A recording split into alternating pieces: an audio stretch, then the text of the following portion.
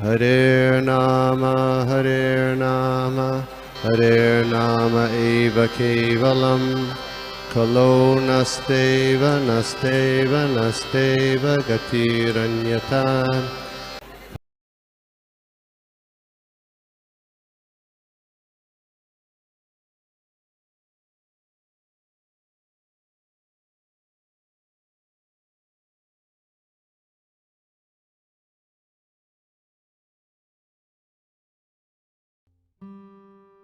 हरे कृष्णा, सभी को दंडवत प्रणाम। ओपनिंग प्रेयर से स्टार्ट करते हैं। ओम अज्ञान त्रिमिनान्दस्य ज्ञानाञ्जनशलाकय चक्षुरुन्मिलितं येन तस्मै श्रीगुरवे नमः। श्रीचैतन्यमनोभीष्टं स्थापितं येन भूतले स्वयं रूप कदा मह्यं ददाति स्वपदान्तिकं।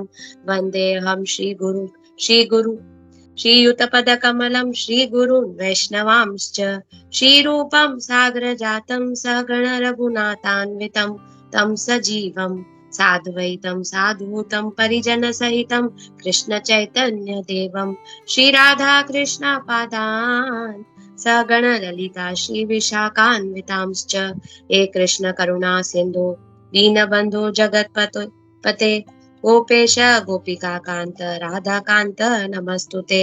तप्त कांचन गौरांगी राधे वृंदावनेश्वरी वृषभानुसुते देवी प्रणमामि हरिप्रिये। वाञ्छाकल्पतरुभ्यश्च कृपा सिन्धुभ्यैव च पतितानां पावनेभ्यो वैष्णवेभ्यो नमो नमः। जय श्री कृष्ण चैतन्य प्रभु नित्यानंद श्री अद्वैत गदाधर श्रीवासादि गौर भक्त वृंद।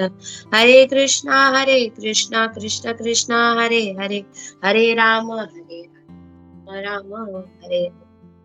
ओम नमो भगवते वासुदेवाय। ओम नमो भगवते वासुदेवाय। ओम नमो भगवते वासुदेवाय। नारायणं नमस्कृत्यं नरं चैव नरोत्तमं देवीं सरस्वतीं व्यासीं ततो जयम् उदीरयेत्। नष्टप्रायेषु अभद्रेषु नित्यभागवत सेवय भगवती उत्तम श्लोके भक्ति भवती नैष्ठकी। हरे कृष्णा, सभी का स्वागत है और thank you so much for सेवा के लिए।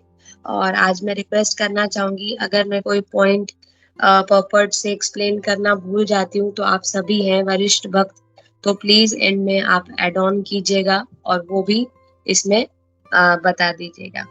तो आज हम 9th श्रीमद् भागवतम का 2nd कैंटो चल रहा है, द कॉस्मिक मैनिफेस्टेशन, और 9th चैप्टर, बाकी के 2 श्लोक बचे हुए हैं 9वें चैप्टर के, जो है 45 और 46, जो आज हम दोनों खत्म करेंगे। तो 45 श्लोका पे पहले आते हैं। नारद प्राह मुनये। मेरा आवाज क्लियर है? पहले मैं वो पूछना चाहूंगी, एम आई ऑडिबल? एकदम परफेक्ट। नारद प्राह मुनये सरस्वत्यास्तते नृपा ध्यायते ब्रह्म परमं व्यासयामित तेजसे। नारदा प्राह मुनये सरस्वत्यास्तते नृप ध्यायते ब्रह्म परमं व्यवसायामित तेजसे। Translation by Srila Prabhupada, Jai Srila Prabhupada. In succession, O king, the great sage Narada instructed Srimad Bhagavatam unto the unlimitedly powerful Vyasadeva, who meditated in devotional service upon the Supreme Personality of Godhead. ये ध्यान से हमें सुनना चाहिए। व्यासदेव कहाँ क्या meditate कर रहे हैं? Who meditated in devotional service upon the Supreme Personality of Godhead, the Absolute Truth. कहाँ पे? On the bank of the river Saraswati. तो यहाँ पे हमने अभी थोड़े श्लोका पहले आपने देखा होगा कि भागवतम के चतुर्श्लोक हो गए। 4 श्लोकों में भगवान ब्रह्मा जी को ज्ञान देते हैं, तो 4 श्लोकों में देते हैं और ब्रह्मा जी समझ जाते हैं और उन्हें समझ में आता है कि मुझे क्रिएशन करना है, कैसे क्रिएशन करना है, हाँ, और क्रिएशन करने के बाद क्या करना है, पॉपुलेशन इंक्रीज करना है, और वो वैसे ही सेम टू सेम अपना ज्ञान नारद मुनि को देते हैं। और जब नारद मुनि को देते हैं तो 10 विभाग में 10 सेक्शंस में करते हैं। जो लास्ट चैप्टर है 10th चैप्टर नेक्स्ट, उसमें बताया जाएगा कि कैसे 10 विभाग में करके नारद ब्रह्मा जी नारद मुनि को कैसे भागवतम समझाते हैं। तो और यहाँ पे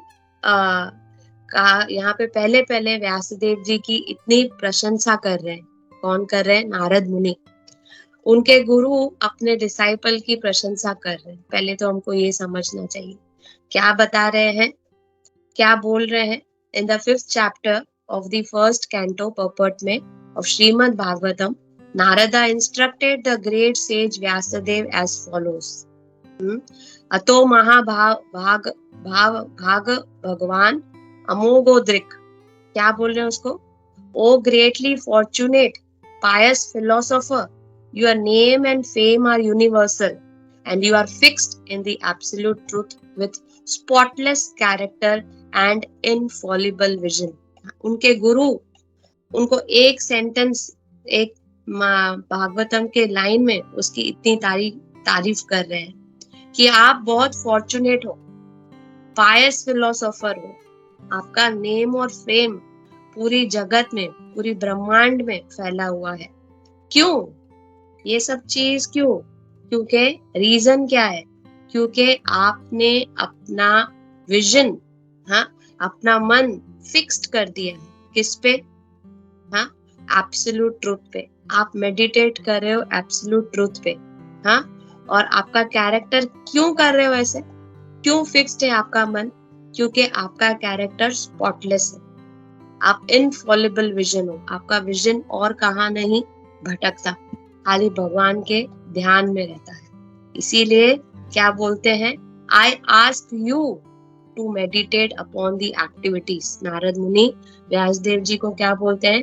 इसीलिए इन सब क्वालिटीज की वजह से उनको स्पिरिचुअल मास्टर बनाते हैं और बोलते हैं कि आगे आप ज्ञान बांटो।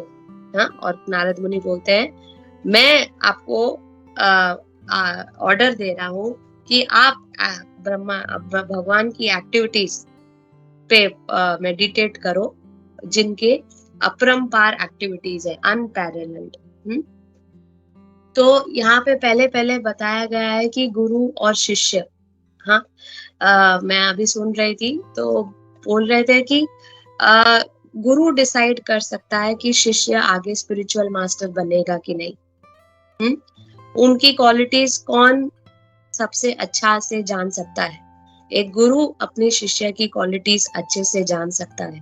और जब गुरु सैंक्शन देता है अपने शिष्य को कि अब आप लायक हो आगे बढ़ने के लिए, आप स्पिरिचुअल मास्टर बन सकते हो और ज्ञान बांट सकते हो, सृष्टि का ज्ञान बांट सकते हो, तो शिष्य लायबल होता है, हकदार होता है स्पिरिचुअल मास्टर बनने का। तो यहाँ पे हमने एग्जाम्पल पहले देखा है कि कैसे नारद मुनि व्यासदेव को अपना ज्ञान बांटते हैं और आगे बोलते हैं कि भगवान के ऊपर मेडिटेट करो और तप करो, मेडिटेट करो और तप करो, ताकि आपको और अच्छे से क्लियर विजन दिखे। तो यहाँ पे इस पोपट में हम देख रहे हैं कि परंपरा सिस्टम कैसे आ रही है, वो हम इस पोपट में देख रहे हैं कि कैसे भगवान जी ने, जब ब्रह्मा जी नेवल से आए, लोटस टेम्प से आए, तो अंधेरे में सब देख रहे हैं कि मैं यहाँ पे क्यों आया हूँ, क्या करने आया हूँ। तो अपना खोज कर रहे हैं, ढूंढ रहे हैं कि मुझे यहाँ क्यों आया है भगवान ने मुझे यहाँ क्यों भेजा है, जो हमने पिछले श्लोकास में देखा हुआ है। तो वो ढूंढते हैं, कहाँ उसको दिखाई नहीं देता है, तो सोचते हैं कि मैं इस टेम्प से आया हूँ तो पानी के अंदर जाके देखता हूँ। तो पानी के अंदर जाते हैं तो उन्हें भी अंधेरा के अलावा कुछ दिखाई नहीं दे रहा है वहां पे भी। तो बोल रहे बेटर है मैं ऊपर रहूं, एटलीस्ट मुझे कुछ समझ में तो आएगा। तो फिर पानी से ऊपर आके उस कमल में बैठ जाते हैं और सोचते हैं। तब ध्यान से सुनते हैं, तब उनको वो स्टेम से पानी निकलने का आवाज टप टप टप आ रहा है, तब वो और ध्यान से सोचते हैं कि भगवान मुझे क्या कहना चाहते हैं। इस ये एक मार आवाज मुझे सुनाई दे रहा है खाली टप टप टप टप टप। तब उन्हें समझ में रियलाइज आता है कि हाँ, भगवान मुझे बोल रहे हैं तप करने के लिए, मुझे तप करना चाहिए। तब मुझे पता चलेगा कि भगवान ने मुझे यहाँ पे किस रीजन के लिए भेजा है। और तब जब तप करते हैं, भगवान उससे खुश हो जाते हैं, तो भगवान उनके सामने दर्शन देते हैं। और जब वो दर्शन पाते हैं तो वो चकाचौंध हो जाते हैं। वो देखते हैं कि पूरी सृष्टि उनके आगे क्या हो रहा है, भगवान के कितने फॉर्म्स हैं, भगवान कहाँ पे अपने गोलोक वृंदावन में बैठ के क्या कर रहे हैं, और पूरी सृष्टि कैसे हो रही है, चल रही है। तो ये सब देख के उनको समझ में आ जाता है। और जब भगवान उनको चतुर्श्लोकी ज्ञान देते हैं, तब उनको समझ में आता है कि हमें यहाँ पे भगवान ने क्यों भेजा है, तप करने के लिए। तप तो करना है। हरि लीला प्रभु का मैं लेक्चर सुन रही थी अभी, तो बोल रहे तप जैसे ही हमको मटेरियल बॉडी मिलती है, तपस्या चालू हो जाती है। कोई स्पेशल तपस्या करने की जरूरत ही नहीं है ना। सुबह उठते हैं, चलो जल्दी जल्दी उठो, हाँ, अपना टिफिन बनाओ, बच्चों को, अगर बच्चे हैं तो बच्चों को उठाओ, टाइम पे स्कूल में भेजो, खुद को ऑफिस के लिए तैयार करो, हाँ, धक्के दुक्की खाओ, फिर पहुंचो, फिर लेट पहुंच गए तो फिर रेड मार्क, लेट अटेंडेंस, फिर बाद में बॉस का और सुनो, फिर काम करो, मर मर के काम करो। जब मन भी नहीं है तो भी मर मर के काम करो, क्योंकि सैलरी चाहिए। सैलरी नहीं मिलेगी तो परिवार कैसे चलेगा, रिस्पॉन्सिबिलिटी है। और फिर बाद में जैसे घर आने की तैयारी होती है, तो सोचो कि शाम को क्या बनाए, हाँ, भोग क्या लगाए, भगवान को क्या ऑफर करे। फिर वापस शाम को फिर कल की तैयारी। तो पूरा जब से शरीर मिलता है, खाली मनुष्य का नहीं, कुत्ते बिल्ली का, जो भी दुनिया में इधर मनुष्य को शरीर मिलता है, या जानवर का, पशु पक्षी का, हर इंसान, हर पशु पक्षी तप कर रहा है। और लोग घसीटे जा रहे करते करते, पर ब्रह्मा जी बोलते हैं, भगवान यहाँ पे बताते हैं कि तप करना है। ब्रह्मा जी को तो समझ में आ गया कि क्या तप करना है और कैसे सृष्टि चलानी और करना है, पर हम इस दुनिया में आके, हाँ, रियल रीजन कौन सी तपस्या करनी चाहिए वो हम समझ नहीं पाते हैं। हमें लगता है कि हमें गधे के जैसे काम करना है, पैसे कमाना है, फैमिली चलानी है, और एक न एक दिन मर जाना है काम करके, बूढ़े होने हैं, बीमार होना है, मर जाना। ये हमको लगता है यही तपस्या, हम इसके लिए ही आए। पर द सेल्फ रियलाइजेशन, एक्चुअल सोच क्या है, वो हम का कर नहीं पाते, सोच नहीं पाते। तो हरि लीला प्रभु एग्जाम्पल देते हैं मोबाइल का, कि मोबाइल का क्या काम है। हम सब मोबाइल क्यों लेते हैं? ताकि हमारा जूम सेशन हो, हम ज्ञान बांट सके, कम्युनिकेशन हो, इसीलिए हम मोबाइल लेते हैं, राइट। तो मोबाइल का यूज क्या है? कम्युनिकेशन का। अगर मोबाइल में कम्युनिकेशन के लिए यूज नहीं करूं, अपने बेटे से झगड़ने में मोबाइल का काम इस्तेमाल करूं, या कभी गुस्से में आ जाऊं और मोबाइल फेंक दूं, या कभी कभी लोग गुस्से में आते हैं तो बर्तन फेंक लेते हैं, गुस्से में आते हैं तो जो सामने आसपास पड़ा रहता है हम वो फेंक देते हैं, तो उसका हम प्रॉपर यूज नहीं करते हैं। हाँ, मोबाइल कम्युनिकेशन के लिए है तो हमें कम्युनिकेशन के लिए ही यूज करना चाहिए, ना ही और किसी चीज के लिए, तो वो प्रॉपर यूटिलाइजेशन है। तो वैसे ही हमको शरीर मिला है, किस चीज के लिए मिला है, हाँ, ये भौतिक शरीर हमें क्यों मिला है, तो वो रीजन फाइंड आउट करना चाहिए।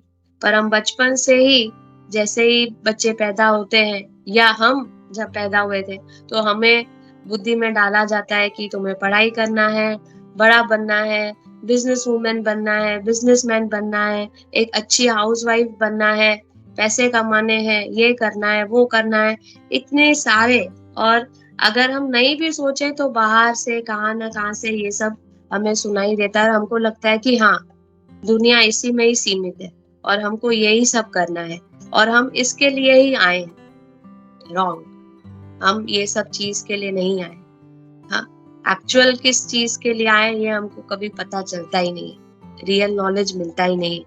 और भाग्यशाली जो लोग हैं वो जिन्हें बचपन से स्पिरिचुअल नॉलेज मिलता है, जिन्हें बताया जाता है कि आप भौतिक शरीर खाली मिला है जो एक न एक दिन चला जाएगा, आपके अंदर आप आत्मा हो जो इटर्नल है। और आपको ये भौतिक शरीर क्यों मिला है? भगवान की सेवा करने के लिए मिला है। हम ईर्ष्या के वजह से हम यहाँ पे आए हैं और जब हम भगवान की भक्ति करेंगे, भक्ति योग करेंगे, तब हमें वापस कृष्ण मिलेंगे। हाँ, हम गोलोक वृंदावन वापस जा सकते हैं, सेल्फ रियलाइज्ड पर्सन बनेंगे। तो तब हम एक्चुअल अपनी बॉडी का यूज कर रहे हैं। अदरवाइज इसके अलावा हम अपने बॉडी का प्रॉपर यूज नहीं कर रहे। हाँ, बॉडी को मेंटेन करने के लिए, प्रकृति में रहने के लिए हमें करना चाहिए, पर नॉट टू दी एक्सट्रीम। हाँ, आजकल सब एक्सट्रीम तक करते हैं। शरीर अपना फिजिकल की ताकत निचोड़ निचोड़ के मेहनत करते हैं दूसरों को, अपने बच्चों को, परिवार को खुश करने के लिए।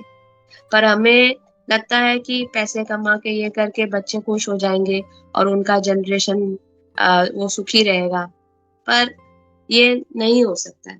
कितना तक हम पैसे कमाएंगे और कितने तक वो खुश रह सकते हैं? अगर पर हमने इसके अलावा अगर हमने उनको सेल्फ रियलाइज्ड नॉलेज नहीं दिया, हाँ, शरीर का मेन मतलब क्या है अगर उनको नहीं दिया, तो हमने अपनी रिस्पॉन्सिबिलिटी पूरी नहीं की। ना हमने पूरी की और ना ही हम आगे अपने बच्चों को, अपने आगे के फैमिली मेंबर्स को या आगे की दुनिया को हम प्रॉपर लक्ष्य नहीं देके हम अपने आप को भी बर्बाद कर रहे हैं और आगे वाले जनरेशन को भी बर्बाद कर रहे हैं। और ये सब भूल भूल के हम क्या कर रहे हैं, आस्ते आस्ते नॉलेज, स्पिरिचुअल नॉलेज कम होते जा रहा है। आजकल की यूथ, हाँ, हार्डली किसी को कुछ स्पिरिचुअली मालूम है। उनको खाली ये मालूम है कि बड़ा इंसान बनना है, कमाना है, ये करना है, वो करना है, ये वाला कोर्स करना है, ये बेटर है, वो बेटर है। पर कहाँ पता है कि हमको आत्मज्ञान चाहिए, कोई नहीं कर पाता। क्यों? क्योंकि उसमें हमारी ही गलती है, क्योंकि हम समझा नहीं पाते उनको बचपन से, हमने वो बुद्धि दी नहीं है, हमने बताया ही नहीं है कि ये बॉडी का प्रॉपर यूटिलाइज कैसे कर सकता है, इसका यूज कैसे करना है इस बॉडी का। तो इसीलिए ये ज्ञान कम होते जा रहा है, स्पिरिचुअल नॉलेज। और कृष्णा कॉन्शियसनेस मूवमेंट में श्रील प्रभुपाद इसीलिए बोलते हैं कि जितना स्प्रेड कर सकते हो, हाँ, कृष्णा भावनामृत भक्ति, उतना आप स्प्रेड करो, क्योंकि आगे आगे ये कम होते जा रहा है। तो हम सब लोगों की जो कृष्णा कॉन्शियस मूवमेंट में है, इन सबको हमारा धर्म है कि ये जो हमारा नॉलेज है हमें अपने पे सीमित नहीं रखना चाहिए। ये न के न प्रकारे, कितना भी आता हो, भले बहुत बहुत मास्टर्स होते हैं स्पिरिचुअल नॉलेज में जिनको पूरा तत्व ज्ञान पता है, पर कोई बात नहीं, जितना हमने सुना है, जितना हम समझ पाए हैं, उतना भी हम किसी को देते हैं तो प्रभुपाद की बहुत हेल्प कर रहे हैं। भगवान हमारे से बहुत खुश होंगे कि हमें जितना मालूम है कि हम उतना ज्ञान दूसरों को बांट रहे हैं। तो हम अपने तक सीमित नहीं रख रहे हैं, आगे बढ़ा रहे हैं, और आगे बढ़ाना ही कृष्णा कॉन्शियस मूवमेंट आगे बढ़ेगा, नहीं तो ये भी सीमित तक रह जाएगा। तो आज अब पर्पट पढ़ रहे हैं तो यही है कि इम्पर्सनल नॉलेज, इसमें पर्पट में यही है कि लोगों को लगता है योगा करना, हाँ, अपने मेडिटेशन करना, अपनी इंद्रियों, आप एक लाइट पे खाली फोकस करना, तो ये योगा है, हम योग में आ जाएंगे। पर ये नहीं है। हम पर्पट में आगे पढ़ेंगे, बहुत प्रभुपाद जी ने बहुत अच्छे से एक्सप्लेन किया हुआ है कि परफेक्ट योगा, भक्ति योगा क्या है, हमें कैसे करना चाहिए। तो सेकंड पैरा में बोलते हैं, so in the disciplic succession of the Brahma sampradaya the practice of yoga meditation is not neglected. तो हम ब्रह्म संप्रदाय में हैं, और हम ब्रह्म संप्रदाय फॉलो कर रहे हैं, तो हम कभी ऐसा नहीं कि हम योगा नहीं कर रहे, हम कर रहे हैं। हाँ, हमने कोई नेग्लेक्ट नहीं किया योगा मेडिटेशन। क्यों, कैसे कर रहे हैं? बिकॉज द डिवोटीज आर भक्ति योगीज। हम सब कौन है? भक्ति योगीज है। हाँ, और हम अंडरटेक द ट्रबल नहीं करते to meditate upon the impersonal Brahman. हम कोई लाइट पे या बिना कोई फॉर्म के ब्रह्मन पे हम मेडिटेट नहीं करते। हम कहाँ मेडिटेट कर रहे हैं?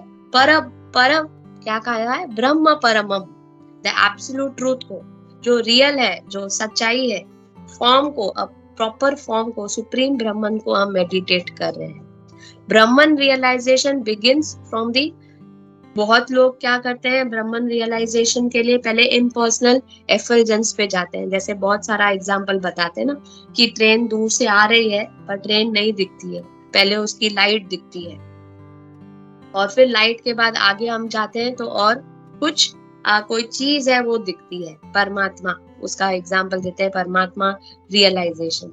और आगे आगे प्रोग्रेसिंग फर्दर फिर हमको रियलाइजेशन होता है supreme personality of godhead is fixed. तो भक्ति योगीज क्या है? वो सीधा एब्सोल्यूट ट्रुथ देखते हैं, मेडिटेट करते हैं।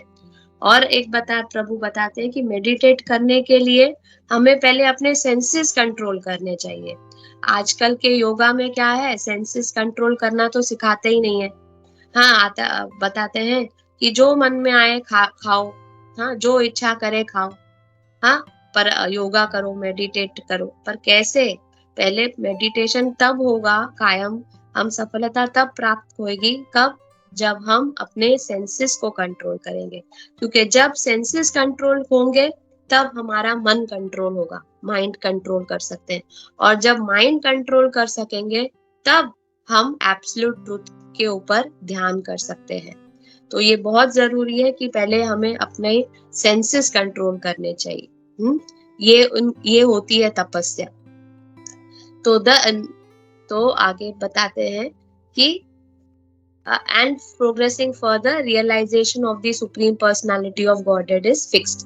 Shri Narad Muni, as the spiritual master of Vyasdev, knew very well the position of Vyasdev, and thus he certified the qualities of Srila Vyasadev as fixed in the absolute truth with great vow, etc. Narada advised meditation upon the transcendental activities of the Lord. Narad, जैसे हमने कहा, व्यास जी को बोलते हैं कि आप eternal activities, भगवान की एब्सोल्यूट ट्रूथ की मेडिटेशन करो। But the personality of Godhead has many activities and all such activities are transcendental without any tinge of material quality. तो भगवान नारद जी व्यासदेव को बोलते हैं कि आप पर ब्रह्मन, सुप्रीम ब्रह्मन पर मेडिटेट करो।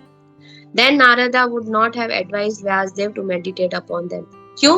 क्योंकि भगवान की लीलाएं दिव्य है, ट्रांसेंडेंटल है, उसमें कोई भी मटेरियल क्वालिटी का टिंज नहीं है, वो असीम है, सुप्रीम है, इटर्नल है।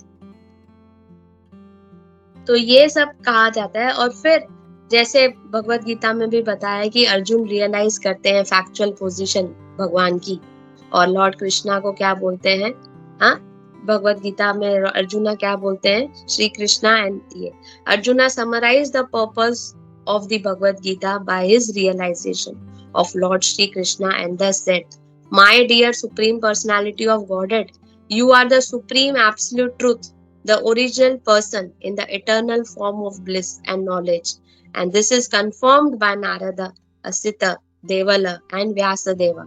And above all, your personal self has also confirmed it. तो यहाँ पे अर्जुन भी जब कृष्णा को देखते हैं तब वो रियलाइज करते हैं कि नारद जी ने जो कहा था, जो परंपरा से जो आ रहा था, वो सब कंफर्म हो गया, मुझे आपको देख के रियलाइज्ड हो गया।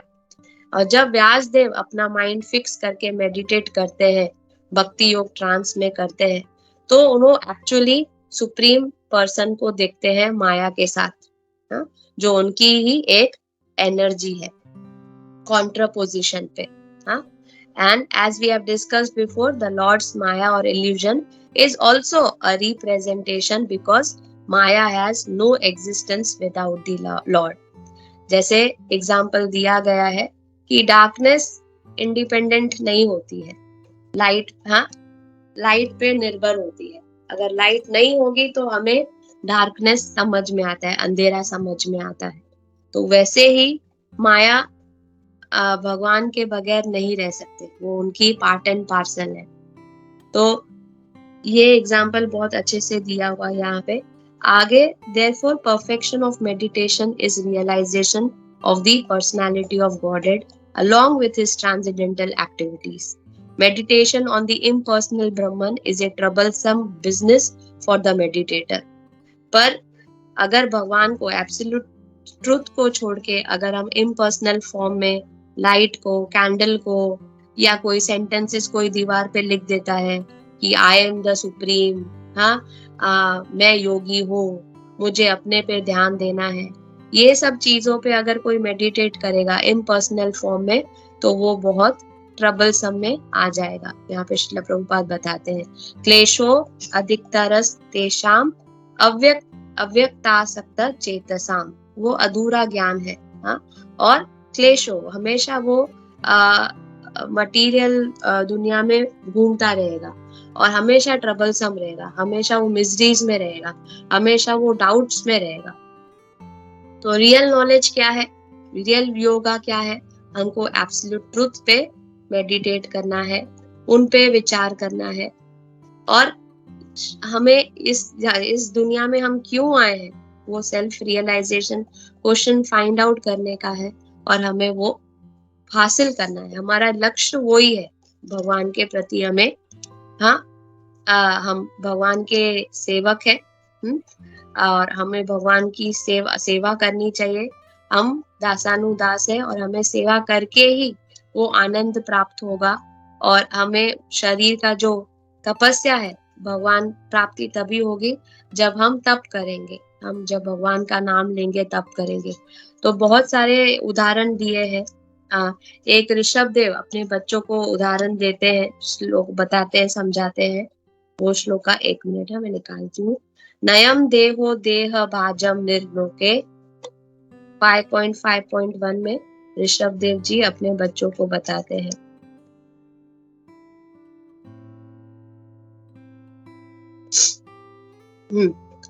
ऋषभ उवाच नायम देहो देह भाजाम निर्लोके कष्टान कामान अर्हते विद।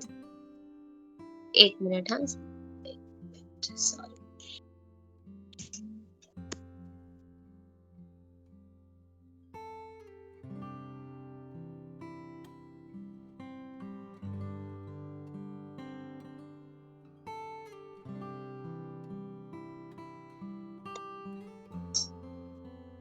हरे कृष्णा।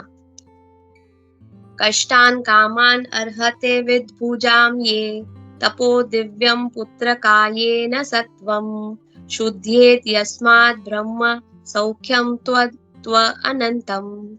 ऋषभ देव क्या आप बताते अपने बच्चों को? My dear boys, of all the living entities who have accepted material bodies in this world, one who has been awarded this human form, हम सब को भगवान ने ह्यूमन फॉर्म अवार्ड किया है।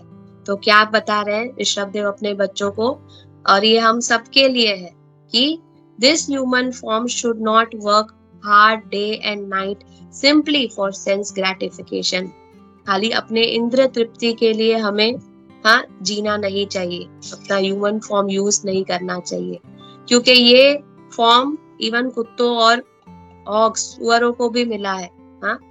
हॉग्स स्टूल खाते हैं, which is available even for dogs, and hogs that eat stool. तो क्या करना चाहिए?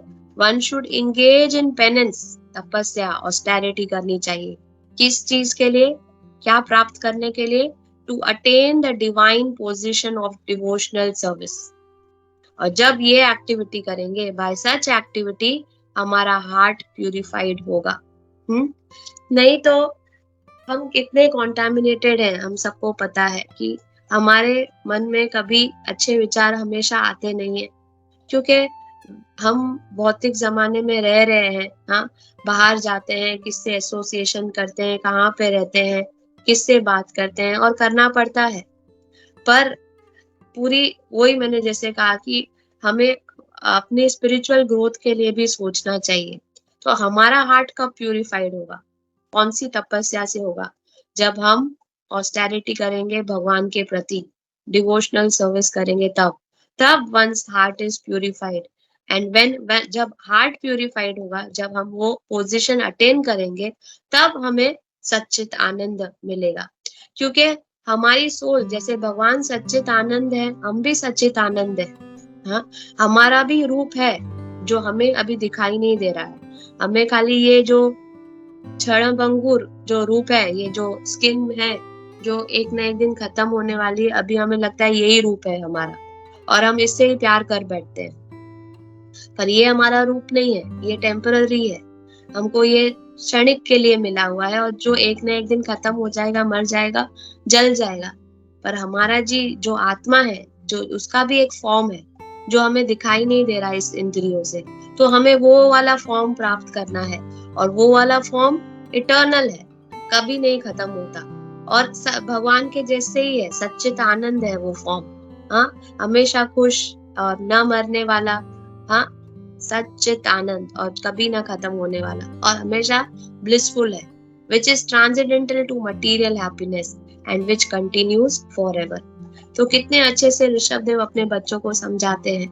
तो वैसे ही हमको भी ट्राई करना चाहिए अपने बच्चों को समझाने के लिए।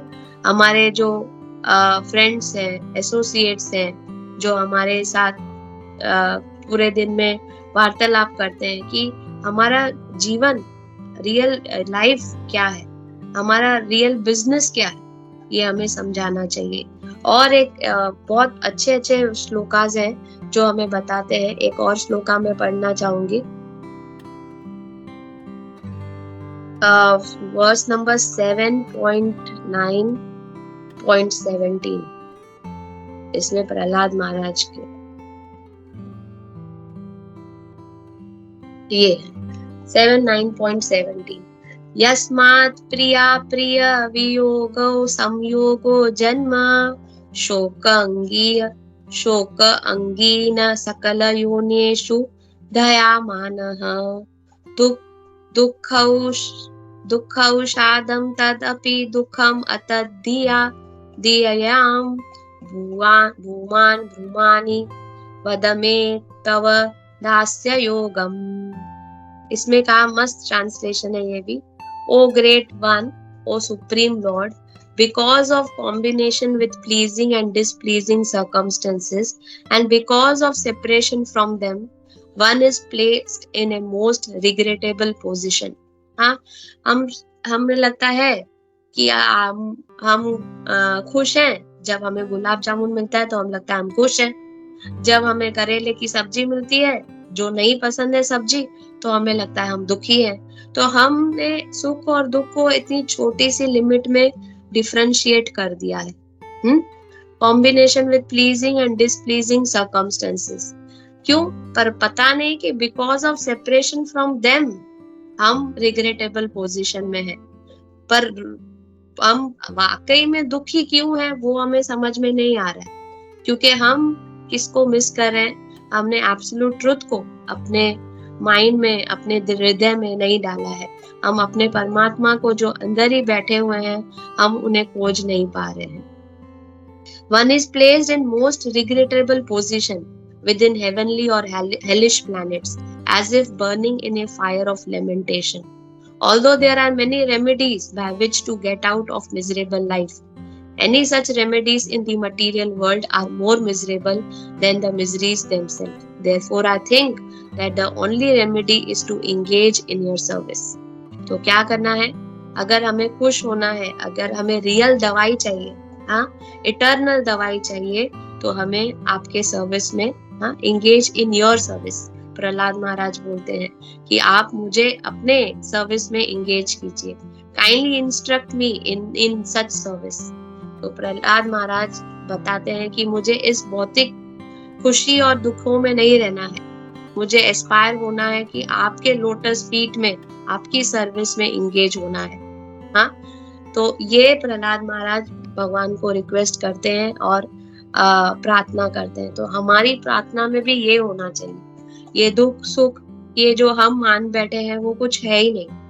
हम एक्चुअल दुखी हैं क्योंकि हम भगवान से जुड़े हुए नहीं है, भगवान से विरक्त है।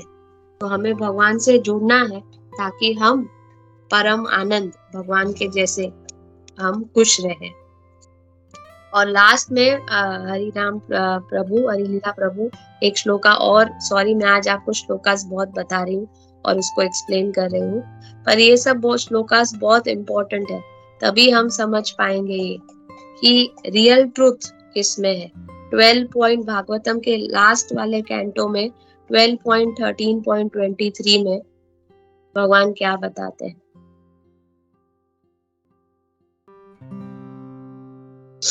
नाम संकीर्तनम यस्य सर्व पाप प्रणश्यनम प्राणोमो दुख समनास तम नमामि हरिम परम। तो I offer my respectful obeisances unto the Supreme Lord Hari, the congregational chanting of whose holy names। हमें क्या करना चाहिए? जप करना चाहिए ताकि हमारा मन शुद्ध हो। हरे कृष्णा कृष्ण कृष्ण हरे हरे, हरे राम राम राम हरे हरे, ताकि हमारे जो भी सिंफुल रिएक्शन है आस्ते आस्ते डिस्ट्रॉय हो जाए। And the offering of obeisance unto whom relieves all material sufferings। और ये जब हम दिल से हम नाम जप करेंगे तब हमारा ये सब मटेरियल सफरिंग जो हम सब भोग रहे हैं वो आस्ते आस्ते उससे हम रिलीफ हो जाएंगे। तो ये 45 श्लोका में सब एक्सप्लेन किया हुआ है कि कैसे हमको इम्पर्सनल ब्रह्मन पे नहीं मेडिटेट करने से, फॉर्मलेस में नहीं मेडिटेट करने के लिए, कोई वस्तु या लाइट पे नहीं मेडिटेट करके हमें एब्सोल्यूट ट्रुथ पे मेडिटेट करना है। और जो हमारे परंपरा सिस्टम में जो हमको गाइडेंस मिल रहा है कि कैसे भगवान ने ब्रह्मा जी को, ब्रह्मा जी ने नारद जी को, नारद जी ने व्यास देव को, जो इंस्ट्रक्शंस जो जिनको जो मिल रहे हैं वैसे ही वो फॉलो कर रहे हैं। तो हमें भी पारंपरिक ब्रह्म संप्रदाय से जो डिसाइप्लिक सक्सेशन से जो हमें इंस्ट्रक्शंस आ रहे हैं हमको वो फॉलो करने चाहिए और हमें वो ही सेम ज्ञान बांटना चाहिए, लिंक तोड़नी नहीं चाहिए। तभी हमारा कृष्णा भावनामृत, कृष्णा कॉन्शियसनेस मूवमेंट आगे बढ़ेगा और हम आगे सबको भगवान प्राप्ति भक्ति योगा में आगे ला सकते हैं। तो लास्ट 46 श्लोका पे चलते हैं, वो छोटा सा ही है, हम पढ़ के खत्म करेंगे उनको भी। 2.9.46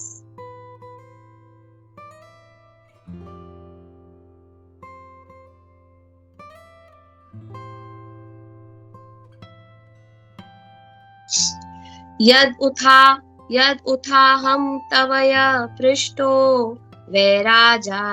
वैराजात पुरुषद इदम यथासित तद उपक्ष्यास्ते प्रशनम अन्यांश्च कृतनस्य। Translation by Srila Prabhupada, Jai Srila Prabhupada।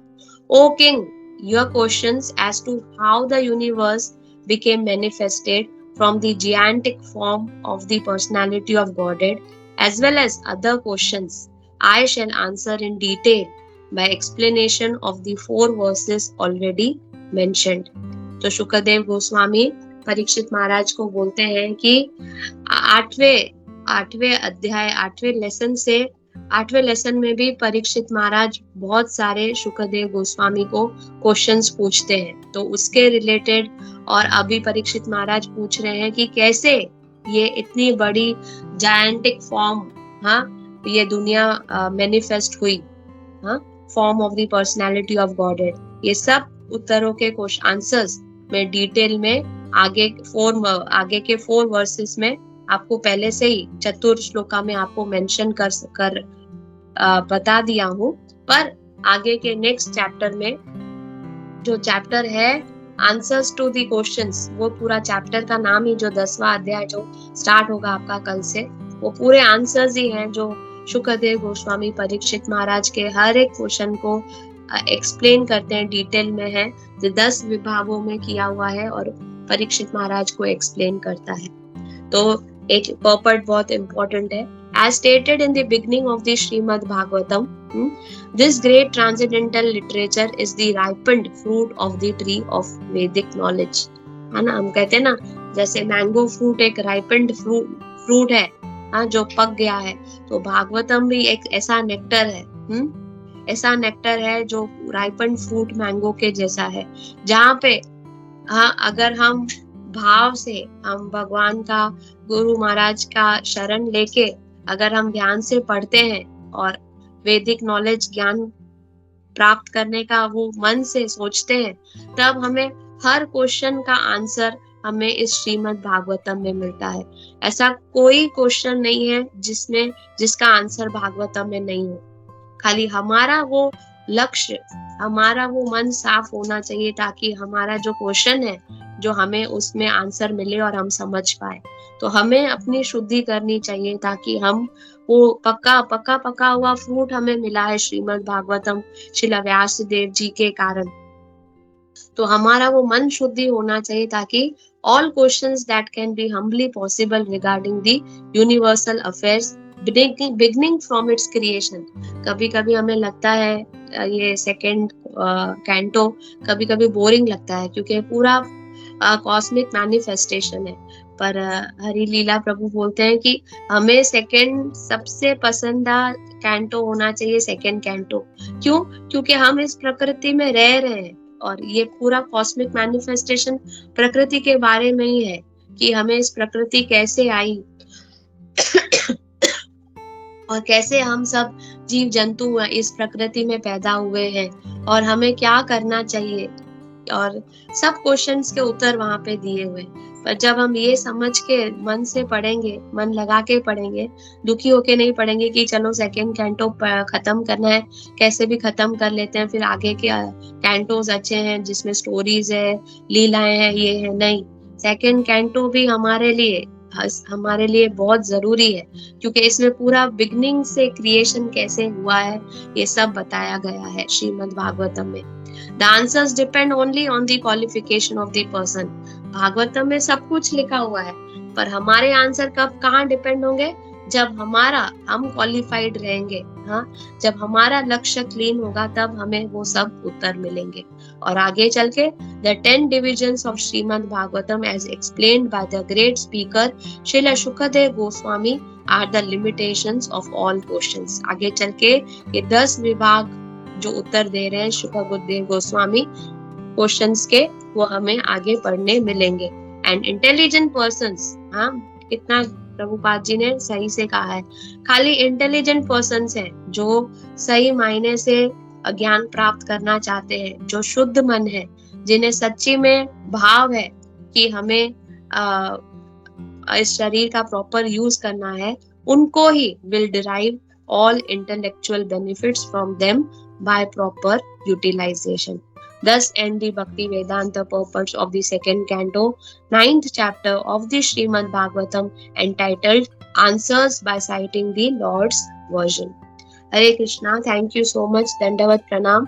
वैसे कोई भी आज भूल चूक हो गई हो तो प्लीज मुझे माफ कर दीजिएगा। हरे कृष्णा। हरे कृष्णा लोकपालिका, थैंक यू सो मच। बहुत बहुत बहुत सुंदर क्लास था और जो मोबाइल का एग्जाम्पल भी बहुत अच्छा था। हरिला प्रभु जी का जो आपने क्लास सुना था उसके अलग अलग पॉइंट्स बहुत अच्छे लगे। अबाउट योगा एंड मोबाइल का अलग अलग एग्जाम्पल जो दिए बहुत ही अच्छा था। और मुझे तो एक ही गलती लग रही है कि तुमने आज जल्दी वैसे लेट हुआ है लेकिन क्लास तुमने बंद क्यों किया? ऐसा लग रहा था कंटिन्यू सुनते रहे ऐसे। पर बहुत सुंदर क्लास था, थैंक यू सो मच। किसी को कुछ पॉइंट्स ऐड करने हो या कुछ डाउट हो तो हम ट्राई कर सकते हैं अच्छे से। हरे कृष्णा, दंडवत प्रणाम सभी को। हरे कृष्णा माता जी, दंडवत प्रणाम। बहुत अच्छा क्लास था माता जी। एंड इतना डिटेल में आपने लिया सारा, जो दोनों जो पर्पट्स था, इट वाज वेरी नाइस। पूरा स्टिकिंग टू द पर्पट, उसका एक एक प्रभुपाद जी उसमें क्या कह रहे हैं, very nicely you have explained. और जो हरिलीला प्रभु के जो लेक्चर को रेफरेंस दिया, फिर बाद में वो जो 3 श्लोक जो आपने उसमें ऐड किया, that was also very nice. और तीनों श्लोक रियली बहुत बहुत ही इम्पोर्टेंट है इसमें कि कैसे जो है लोगों को अपना भी कैसे करना है, कैसे कि अपना जीवन जीना है, वेरी नाइसली। मतलब जैसे वो ऋषभ देव का है कि हम लोगों को अपने इंद्रिय तृप्ति के लिए हार्ड वर्क नहीं करना है हम लोगों को। मतलब ऐसा नहीं है कि ये नहीं कह रहे हैं कि तुम खाना खाना ही छोड़ दो, बट जो भी बेसिक चीज है वो हम लोग करते हैं, लेकिन उसके पीछे पागल हो जाना या to over endeavour, that is being restricted, वो नहीं करना चाहिए।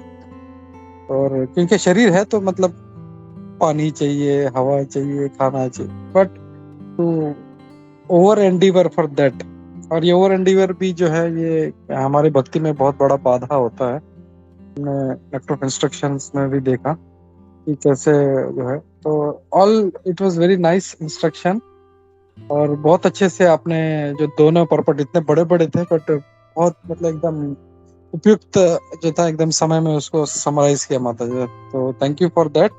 और इसी के साथ जो है आज हमारा ये जो 9वां अध्याय यहाँ पे खत्म होता है और 10वां अध्याय अभी स्टार्ट होगा।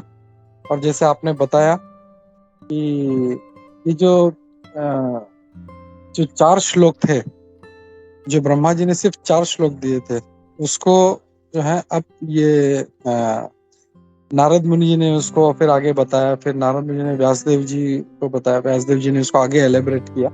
तो फाइनली जो है ये मतलब अभी जो हमारे हाथ में दिस 18,000 वर्सेस, 18,000 श्लोक हो गए। एंड ये पूरा जो है पूरा उसी 4 जो श्लोक हैं उसी का एलेबरेशन है। और जैसे आपने और भी बहुत एक अच्छा पॉइंट बोला कि जो सेकंड कैंटो है ये हमारा फेवरेट होना चाहिए, जो हरलीला प्रभु कहते हैं। तो यह मतलब बहुत अच्छा है, काफी इतना डिटेल है, इतना टेक्निकल है, तो उसको बहुत अच्छी तरह से हम लोग को समझना चाहिए हम लोगों को। तो थैंक यू माता जी वेरी मच। हरे कृष्णा। हरे कृष्णा माता जी, दंडवत प्रणाम। माता जी बहुत बढ़िया क्लास था, बहुत सुपर। आपने उसमें जो बताया था ना माता जी, वो दुख जो है वो हम लोग भगवान को भूलते हैं, उसके लिए हमें दुख होता है। जिस दिन हम लोग भगवान को याद रखेंगे तो हम लोग को दुख नहीं होता है। हम लोग मतलब अभी प्रहलाद महाराज का तो एग्जाम्पल सालों से मतलब इतने टाइम से देखते आ रहे हैं, लेकिन वो तो लाखों साल पुराना है हमारे लिए। हमारे सामने हम लोग कदम कानन स्वामी महाराज देख रहे हैं, बाद में फिर हम लोग ने जय पताका स्वामी महाराज इनको देख रहे थे कि वो इतने कष्ट में है, शारीरिक कष्ट में है, लेकिन फिर भी because they are continuously in touch with God, उनका कंटिन्यूसली वो गॉड के साथ उनका जो है, उसके वजह से वो उस दुख को भी पार करके वो अभी भी मतलब जितना हो सकता है जय पताका स्वामी महाराज, गोपाल कृष्ण गोस्वामी महाराज जितने हो सकते ये करते रहते, अपने लेक्चर्स देते रहते, और मतलब हम लोग को उनकी सेवा करने का अवसर देते रहते। तो वी कैन अंडरस्टैंड कि because they are connected to God, तो वो उनको दुख जो है, शारीरिक जो दुख है, दे आर बियॉन्ड दैट, वो उनको फिर वो महसूस नहीं होता है। थैंक यू माता जी। हरे कृष्णा।